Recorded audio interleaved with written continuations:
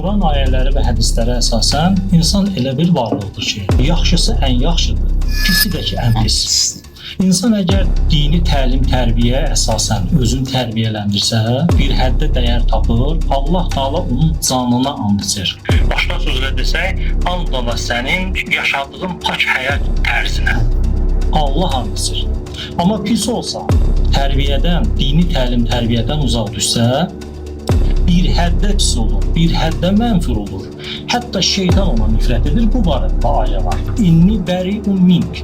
Şeytan deyir bunu insana. Kimə? O insana ki, gəlib şeytanı keçir. Mən sənə nifrət edirəm.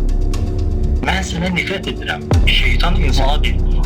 İnni əxafullah. Mən Allahdan qorxuram. Təlim, tərbiyənin zərurəti buradadır, bundandır. İnsan elə bir istedad Allah ona verib ki, yaxşısı ən yaxşı olur, pisi də ki ən pis. Yaxşısı bir həddə yaxşı olur, Allah onun canına and içir. Pisi də ki bir həddə pis olur, şeytan ona nifrət edir.